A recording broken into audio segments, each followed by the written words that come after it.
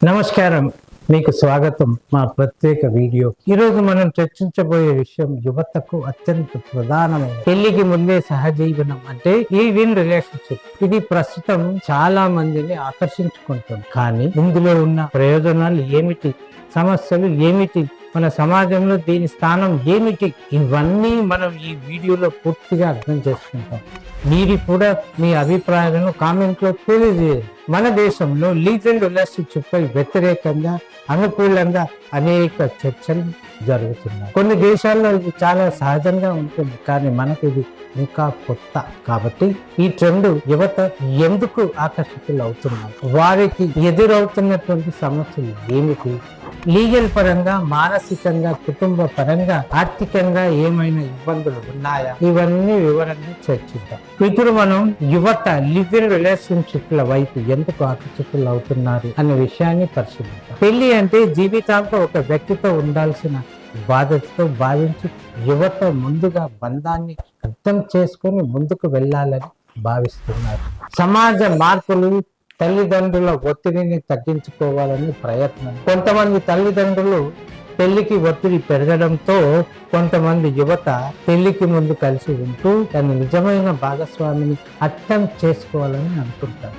స్వేచ్ఛ భావన. కొంతమందికి తమ జీవితాన్ని ఎలా గడపాలో, ఎవరి నియంత్రణ లేకుండా ఉండాలనే కోరిక పెరుగుతుంది. చట్టపరమైన భయాలు లేకపోవడం. తప్పిపోయిన పెళ్లి కంటే ఎప్పుడు కావాలంటే విడిపోవచ్చు అనే స్వేచ్ఛ ఈ ట్రెండ్ ప్రోత్సహిస్తుంది. లివ్ ఇన్ రిలేషన్షిప్ వల్ల సమస్యలు. ఇప్పుడు లివ్ ఇన్ రిలేషన్షిప్ వల్ల యువత ఎదుర్కొంటున్న ప్రధానమైన సమస్యల గురించి మాట్లాడాలి. భావోద్వేగ సమస్యలు. ఒకరినొకరు పూర్తిగా అర్థం చేసుకోకపోవడం, నమ్మకం లేకపోవడం, భవిష్యత్ ఏమిటో తెలియకపోవడం, ఇవన్నీ మానసిక ఒత్తిడిని కలిగిస్తున్నాయి. సామాజిక ఒత్తిడి, కుటుంబ వ్యతిరేకత. తల్లిదండ్రులు, కుటుంబ సమస్యలు దీనిని అంగీకరించకపోవడం, సమాజంలో ఒత్తిడిని ఎదుర్కోవడం కొంతమందికి పెద్ద సమస్యగా మారుతుంది. లివ్ ఇన్ రిలేషన్షిప్ లో విడిపోయిన తర్వాత హక్కుల సమస్య, పిల్లల వారసత్వ సమస్యలు, ఆర్థిక భద్రత లేని పరిస్థితులు ఎదురవుతున్నాయి. ఒకరి ఆదాయం తగ్గినప్పుడు మరొకరు ఆదుకోవాలా లేక విడిపోవాలా అనే సమస్య వస్తుంది. ఇప్పుడు చట్టపరమైన విషయాలను వివరంగా చూద్దాం. సుప్రీంకోర్టు కొన్ని కేసుల్లో లివ్ ఇన్ రిలేషన్షిప్లను గుర్తించింది. అయితే వివాహంతో సమానంగా గుర్తింపు ఇంకా పూర్తిగా లేదు.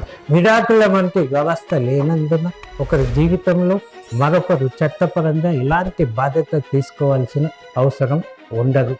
భారత చట్టం ప్రకారం లివ్ ఇన్ రిలేషన్షిప్ లో ఉన్న మహిళలకు వివాహిత మహిళలకు ఉన్నంత రక్షణ ఉండదు. ఈ బంధం ద్వారా జన్మించిన పిల్లలకు వారసత్వ హక్కులు ఉంటాయా? తల్లిదండ్రులు విడిపోతే పిల్లల భవిష్యత్ ఏమిటి?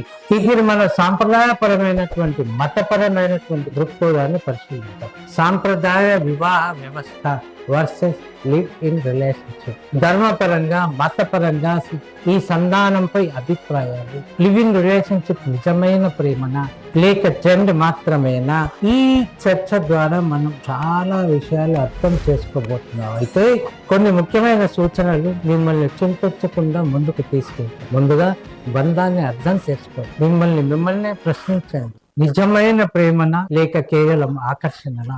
భవిష్యత్తులో ఏమవుతుందో అనుకొని నిర్ణయాలు తీసుకోండి. భావోద్వేగంతో కాకుండా ఆలోచనతో ఆలోచించండి. తల్లిదండ్రులతో మాట్లాడండి. వారితో మీ అభిప్రాయాలను పంచుకోండి. ఏదైనా నిర్ణయం తీసుకునే ముందు చట్టపరమైన విషయాన్ని తెలుసుకోండి. మీరు ఈ విషయం గురించి ఏం ఆలోచిస్తున్నారు? మీ అభిప్రాయాలను కామెంట్స్ లో చెప్పండి. ఈ వీడియోను మీ ఫ్రెండ్స్, ఫ్యామిలీతో షేర్ చేయండి. మరిన్ని ఆసక్తికరమైన విషయాలతో త్వరలో మళ్ళీ కలుద్దాం. ధన్యవాదాలు.